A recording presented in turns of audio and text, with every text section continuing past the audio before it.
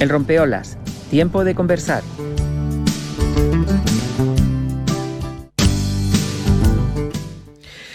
Bueno, pues, ¿qué les cuento? En nuestro segundo tema, las universidades de La Laguna y de Baja California están colaborando con un proyecto que está entrecruzando datos del patrimonio indígena, formar a futuros maestros e incorporar las claves en las últimas investigaciones a los contenidos pedagógicos. Son de esas dos cuestiones a potenciar. Vamos a hablar de los guanches en Oxford, que muchísima gente me ha llamado y me dice, ¿cómo que esto de los guanches en Oxford? Vamos a hablar del tema. Al otro lado, doctor en la historia, a José Farrugia, ya estaba con nosotros con Memorias Guanches, su último trabajo, y en fin. Vamos a desmenuzar un poquito ahora el tema. ¿Cuál es la auténtica realidad del tema arqueológico o del estudio? Y yo creo que hay como diferentes etapas. En el extranjero se empieza de una manera, aquí de otra. A ver cómo está la cosa. José, buenos días. Buenos días. ¿Qué tal? ¿Cómo estamos? Bien, de sábado. Eso está bien, eso está bien. Bueno, ¿qué me cuentas, José? Mucha gente me ha dicho, pero ¿cómo que los guanches en Oxford? Cuéntanos un poco de la historia. Bueno, pues ahora hace escasas semanas, en el mes de agosto, veía la luz en Oxford, en una revista que se edita allá, pues los resultados de un proyecto de innovación educativa que venimos desarrollando desde el 2019. Y bueno, tengo la fortuna de que esta es la segunda vez que un trabajo mío de investigación pues ve la luz en Oxford. Ya la primera vez fue allá por el año 2005 y ahora pues en el 2023 pues bueno, pues ha salido ahora en este caso este proyecto del que te hablo de innovación educativa, que está centrado en los dos, tanto el del 2005 como el de ahora, centrados en el mundo guanche. ¿Cómo se trabaja el mundo guanche? Háblanos, José, que tú tienes una buena visión porque lo vives desde dentro y desde fuera, ¿no? ¿Cuál es la realidad desde dentro? La pregunta es muy amplia, pero bueno, por tener una idea, para que la gente un poco nos comente, porque yo creo que desde dentro, desde aquí, sabemos lo que sabemos. Yo creo que hay como una cosa que está ahí parada, siempre ha sido la misma, y eso no parece que no evoluciona. Ya luego tú me comentarás que eso no es así. Pero ¿y cómo se ve eso y cómo se ve desde fuera? Pues básicamente el proyecto este último que desarrollamos, que es el que ahora ve la luz en Oxford, partió de lo que se llama una investigación previa de diagnóstico, que precisamente lo que queríamos era, pues de alguna manera, ver cuál era el estado de partida, o sea, el punto de partida, ¿no? Y cuál era la situación con la que nos íbamos a encontrar, para a partir de ahí poder, de alguna manera, aportar, ¿no? Pues aspectos relacionados con contenidos, didácticas, etcétera, que pudieran cubrir esos posibles déficits, ¿no? Con los que nos íbamos a encontrar. Entonces, en ese proyecto diagnóstico lo que hicimos fue pues analizar los materiales educativos con los que se trabajan en los centros escolares de Canarias, hacer entrevistas al profesorado de centros educativos, tanto públicos como privados y concertados, y a partir de estas dos, digamos, vías, lo que pudimos comprobar fue, por un lado, que el propio profesorado, tanto de primaria como de secundaria, sacaba a relucir y exponía que se trabajaban un poco los contenidos canarios en las aulas. Luego también decían que, bueno, se daba por hecho que como ya hemos nacido aquí en Canarias, pues que ya estamos capacitados para trabajar los contenidos relacionados con Canarias, y eso no es así, porque evidentemente hablar con propiedad de la historia de un lugar implica documentarse, investigar, trabajar, ¿no? Y estudiar al fin y al cabo, ¿no? La historia ¿no? inmediata a nosotros. Y luego también otra de las cuestiones que encontramos en ese diagnóstico pues fue el hecho de que estos materiales con los que se trabajan en las aulas, en los distintos colegios e institutos, pues no cumplían con lo que estaba pautado legalmente. Es decir, actualmente la LOMLOE y en su momento la LOMSE, que se derogó hace ahora casi año y medio, establecían que, bueno, pues el 45% de los contenidos curriculares autonómicos que deben de trabajarse en primaria y en secundaria deben ser de aquí de la comunidad, en este caso de Canarias. Y bueno, lo cierto es que esos materiales con los que se trabajan en las escuelas, vimos que, por ejemplo, en el caso de primaria apenas llegaban al 17%. Y en el caso de secundaria aún era más preocupante, porque la cifra más alta estaba rondando el 6,7%, es decir, 7, vamos a dejarlo en un 7%. Y entonces nos sorprende, con estos datos delante, ¿qué nos puede sorprender? Claro, porque la cuestión es decir, luego hablamos de que si hay expolios, que si hay vandalismo, etcétera, etcétera, ¿no? Entonces, la primera conclusión a la que llegamos es que decir, bueno, si hay un problema de base, es decir, si se están formando a niños y a niñas en las escuelas y luego en los institutos, que no tienen, digamos, una formación básica en contenidos canarios, que no conocen su entorno inmediato, ¿cómo no vamos? O sea, es, digamos, causa-efecto. O sea, lo que viene después, el tema del no poner en valor, el expoliar, el destrozar, pues probablemente guarde una relación directa con esa carencia de la base, ¿no? Y de hecho, yo les pongo un ejemplo para que ustedes quizás lo vean como más claro, ¿no? Hoy en día, en pleno siglo XXI, uno accede, ¿no?, a una iglesia y son espacios patrimoniales que se mantienen vivos, ¿no?, por el culto religioso, y como forman parte de nuestro entorno inmediato y de la cultura contemporánea todavía, ¿no?, pues son espacios de culto y demás, se respetan. Uno entra a una iglesia y no hay un altar en malas condiciones, no hay vidrieras rotas. Sin embargo, en los yacimientos arqueológicos, en este caso el Mundo Guanche, el principal problema con el que nos encontramos es que son lugares en donde, a diferencia, por ejemplo, que sucede con una iglesia, una catedral, su acceso es libre. Eso implica que cualquiera puede entrar, ¿no?, sin un control. Y luego, por otro lado, son, en la mayor parte de los casos, espacios que están ubicados al aire libre, a la intemperie, sufren, ¿no?, procesos de erosión, de vientos, de escorrentía, cambios de temperatura, etcétera.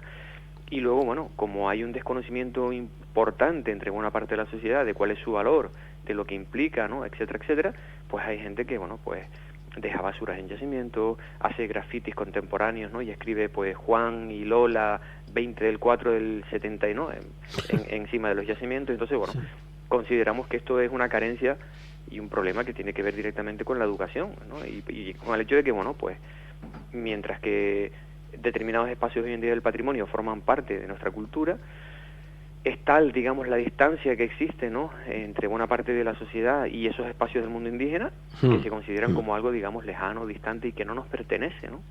Y antes, al contrario, está más que demostrado, ¿no? Hoy en día todos los estudios genéticos y demás están reflejando la importante pervivencia que hay entre la sociedad contemporánea canaria desde la herencia indígena desde el punto de vista humano, biológico, genético, ¿no?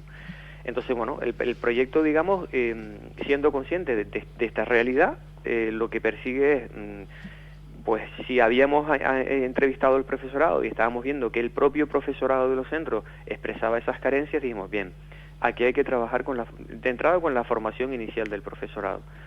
Y lo que planteamos es un proyecto que se desarrolla en la Universidad de La Laguna en una asignatura en donde el alumnado precisamente trabaja cómo enseñar historia, ciencias sociales, patrimonio, ¿no?, tanto en primaria como en secundaria. Bueno, pues en el marco de esa asignatura lo que hemos hecho es desarrollar un proyecto de innovación educativa para formar a ese profesorado.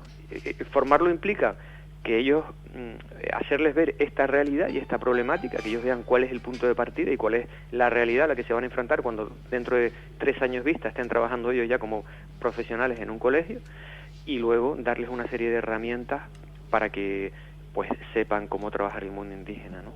Y aquí es donde fue muy, muy importante la colaboración con la Universidad de Baja California, que el proyecto, como tú señalabas al principio, es un proyecto interuniversitario, y quisimos plantearlo de esa manera por varios motivos, ¿no? En primer lugar, porque muchos chicos y chicas que estudian en la Universidad de La Laguna, pues bien por cuestiones familiares, por cuestiones económicas, porque hay algunos de ellos incluso que compaginan estudios con trabajo, pues muchos de ellos no pueden disfrutar de una estancia en el extranjero, lo que es un Erasmus, y cursan siempre pues lo que es el grado aquí directamente, ¿no?, en La Laguna, sin tener esa opción de salir fuera. Y entonces trabajamos lo que se llama la internacionalización en casa, es decir, ofrecerle al alumnado que está en La Laguna, sin necesidad de desplazarse, tener una experiencia educativa que le va a permitir conocer una realidad académica universitaria extranjera, en este caso de Baja California. Entonces lo que hicimos fue, a pesar de esa diferencia horaria que existe después de 7 horas entre Baja California y Canarias, lo que hicimos fue organizar sesiones de trabajo a través de lo que se llaman pues entornos virtuales en internet, pues bien desde Google Meet, lo que es el entorno Moodle con el que se trabaja en la Universidad de La Laguna, que es al que acceden, ¿no?, los alumnos para descargar el material con el que tienen que trabajar, hay foros de debate, etcétera. Bueno, pues a partir de estas herramientas pusimos en contacto a chicos y chicas de Baja California con alumnos de la Universidad de La Laguna. Esto, de entrada, fue muy beneficioso porque permite que los chicos y las chicas salgan de la rutina, ¿no?, de cualquier asignatura. Es decir, es una asignatura que se desmarca porque lo que te permite es trabajar con gente de otro país, con otra cultura, otra visión de las problemáticas, otras inquietudes, ¿no? Y luego ver también cómo se trabaja, en este caso, la formación del profesorado en Baja California. Entonces, ya de entrada, solo por eso ya es una experiencia enriquecedora. Pero es que luego, además, el hecho de que pensáramos en Baja California no era casual. Es decir, nosotros estábamos buscando una universidad que estuviera en un país que también tuviera un sustrato indígena, como sucede en Canarias, y que de alguna manera hubiese atravesado por una etapa o una evolución histórica similar a la de Canarias. Entonces, Baja California y Canarias comparten muchos elementos en su evolución histórica. Por ejemplo, tanto en Baja California como en Canarias se parte de un sustrato indígena originario, ¿no?, los primeros pobladores. En ambos sitios, allá y aquí, luego hay un proceso de conquista y colonización europea, y después de esa conquista y colonización europea, en el caso de Canarias, progresivamente va desapareciendo, ¿no?, lo que es el mundo indígena, y en el caso de Baja California se mantiene. De hecho, hoy en día hay muchas etnias indígenas, entre ellas los Kumiai, que se mantienen. Entonces, esto era interesantísimo porque permitía a los chicos de aquí comparar nuestra realidad con la realidad de Baja California y ver cómo se enfoca la educación en torno al patrimonio con comunidades indígenas vivas, como es el caso de Baja California, y con comunidades indígenas que ya han desaparecido, como es el caso de Canarias.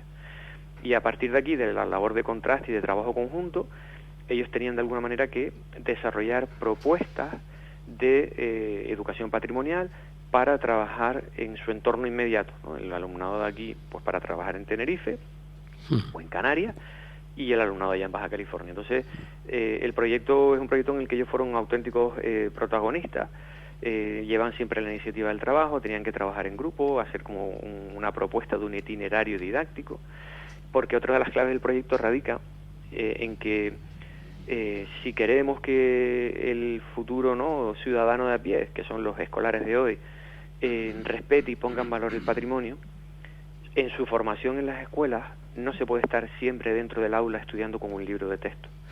Hay que sacar a esos chicos y a esas chicas al campo, a la ciudad, hacer itinerarios patrimoniales con ellos, ponerlos en contacto directo con el patrimonio. Y entonces, una de las estrategias que nosotros trabajamos con ellos en el proyecto es enseñarles a diseñar y a preparar itinerarios didácticos. Itinerarios didácticos en donde, como digo, hay una documentación previa de qué es lo que se quiere visitar, la información que hay que tener, ¿no?, para que cuando se visite poder explicarles a los niños de primaria y secundaria por qué eso es importante, el valor que tiene.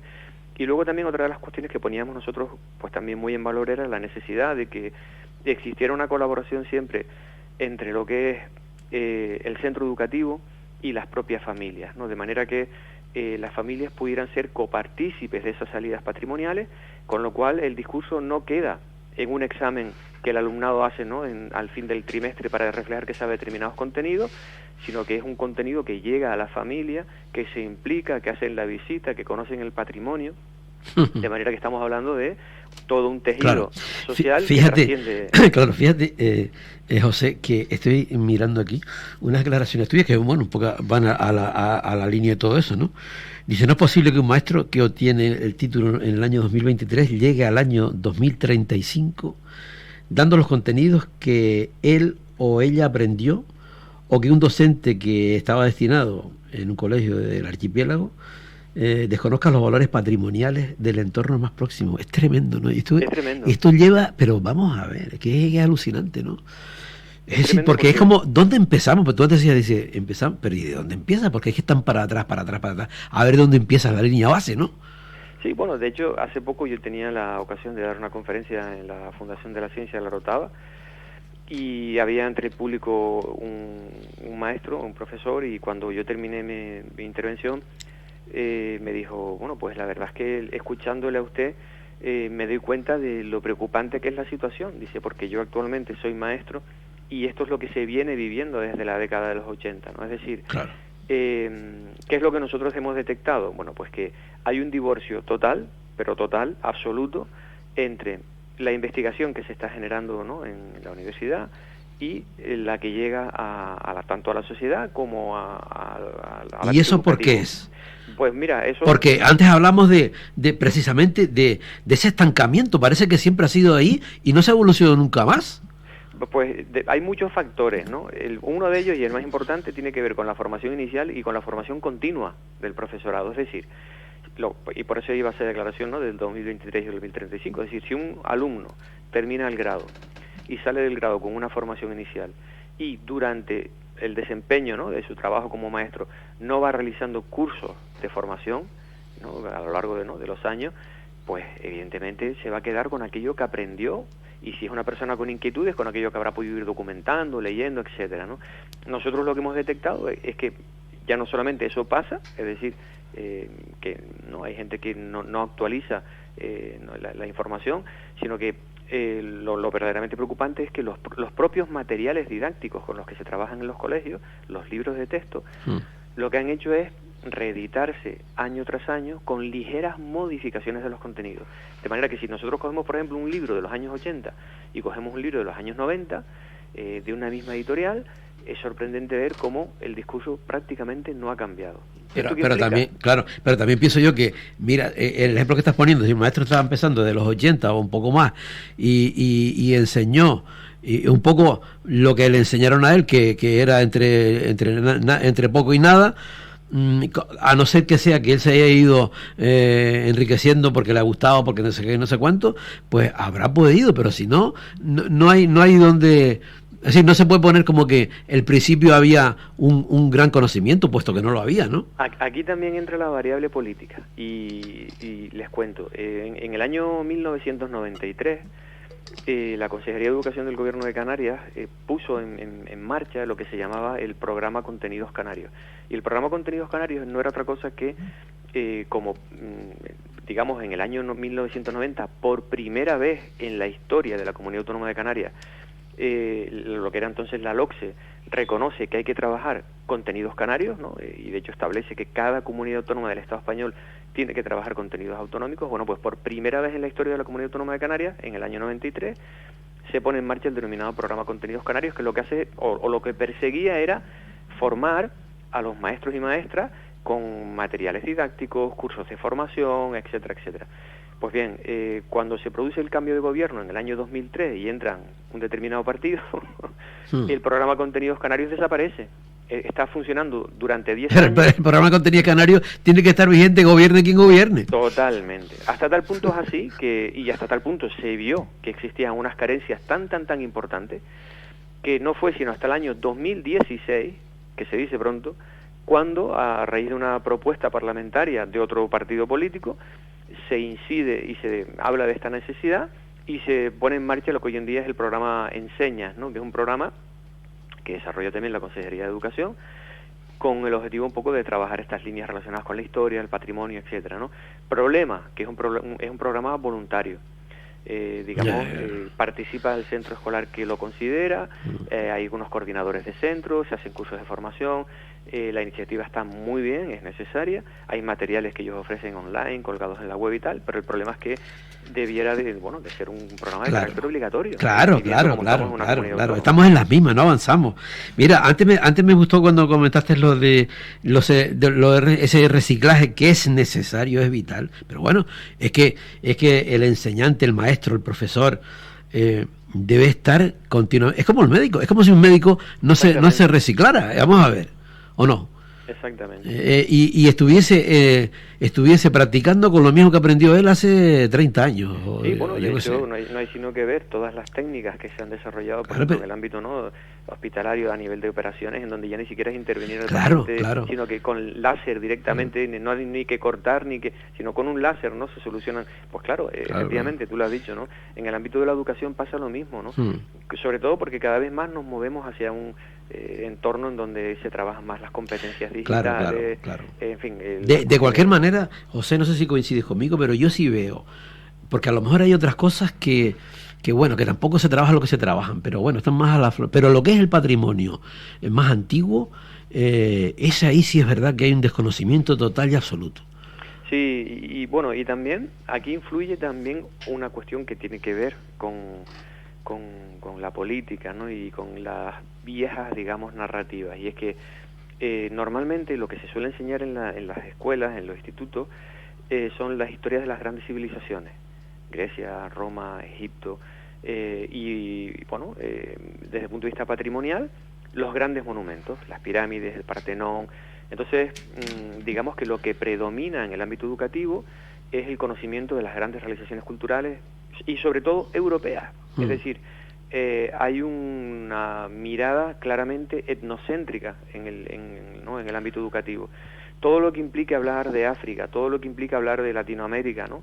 Se aborda de aquella manera y en muy poco tiempo. Entonces, claro, cuando ves que este es el panorama, no solamente a escala regional, sino a escala estatal, en el marco español, pues te das cuenta que lo que está pasando en Canarias es una réplica de lo que está pasando en otras muchas comunidades autónomas, porque de hecho nosotros precisamente en aquel proyecto inicial del que te hablaba, en el diagnóstico, lo que hicimos fue comparar, y para eso trabajamos con profesionales de otras universidades, pues desde Valencia, Murcia, Barcelona, y comparamos la realidad canaria con el marco peninsular y los problemas son los mismos, las problemáticas son las mismas, ¿no? Entonces, bueno, lo que estamos viendo es eso, ¿no? Que hay que intentar de alguna manera apostar por esos contenidos que están minimizados curricularmente y que no tienen el suficiente eco, ¿no? Pues a nivel educativo. Y por eso es el proyecto precisamente, el de los guanches en Oxford.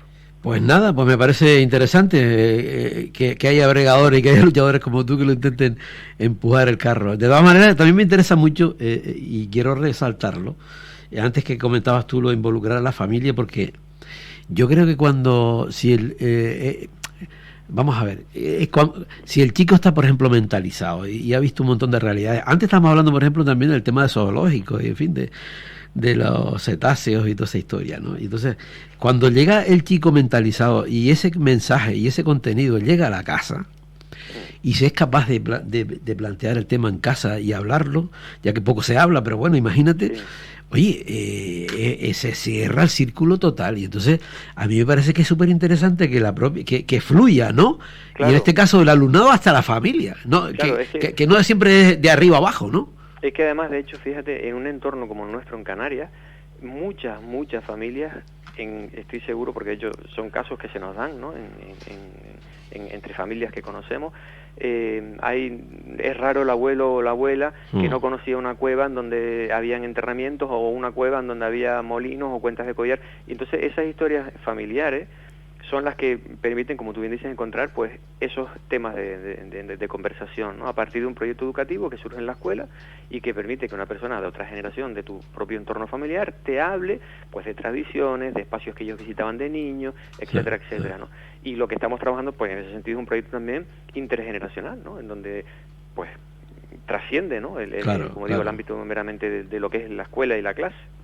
Yo recuerdo una vez, ya para finalizar, José, uno que planteaba se había planteado que, por ejemplo, que cada alumno trajera, hablara con sus abuelos o con sus padres, con sus abuelos ya, ¿no? Y para que le contara historias que le había pasado a él personalmente, ¿no? A él personalmente, y que nunca se le olvidó, ¿no? Entonces, pues claro, aquello fue, cada uno decía, por ejemplo, pues aquí, en este lugar, o en este sitio, o allí se conocía aquello, allí me pasó no sé qué. Oye, pues fue tan interesante la exposición de todos, porque claro, todos traían aquella vivencia de su abuelo, que había sido real, ¿no? Y en exposiciones de sitios, de lugares y de historias que se podían palpar, puesto que eran del propio territorio, ¿no? Y después digo, pues si es que es una manera de darle otra vez vida a esa historia que hubiera muerto con el abuelo, por ejemplo, ¿no? Y ahora no solamente no murió, sino que está vigente, ¿no? Sí. ¿Sabes? Total. Por eso te decía que es interesante que la familia se involucre también en determinados proyectos a nivel educativo, porque bueno, lo que persiguen o lo que permiten es que el conocimiento no quede en la escuela, sino que trascienda también, ¿no? Y que llegue pues a la sociedad, que se involucre, que participen en esas visitas, en esos itinerarios, ¿no? Y que de alguna manera pues entre todos contribuyan a reconocer el valor que tienen determinados elementos del patrimonio. Pues nada, José, te dejo de sábado, que ya bastante tiempo te he quitado, ¿no? Y nada, otro día te llamo y seguimos hablando de estas historias, que este tema no acaba nunca, ¿no? Sí, por suerte, bueno, es un tema que da bastante de sí. Sí, sí. Oye, precisamente el otro día estuve en Fuerteventura, en Betancuria, que había que era el nuevo museo. Qué interesante está, ¿eh? Sí, efectivamente. Yo todavía no he tenido la ocasión de ir para allá, pero sí que leí precisamente hace nada, escasos días, un artículo que publicaron hablando de lo que es la propuesta del museo, y efectivamente, bueno, han recopilado fondos que estaban en el Museo Arqueológico de Tenerife, en el Museo Canario, ¿no? dispersos por islas, de excavaciones que se habían hecho en su momento allí en Fuerteventura y demás. Y bueno, la verdad es que es necesario que todas las islas cuenten pues con un museo que puedan, digamos, ofrecer pues lo que es la realidad arqueológica, ¿no? del lugar. Total. Fundamental. Pues nada, José, bueno, gracias y estamos en contacto como siempre, ¿vale? Un saludo, gracias a ustedes. Gracias, chao. Buenos días.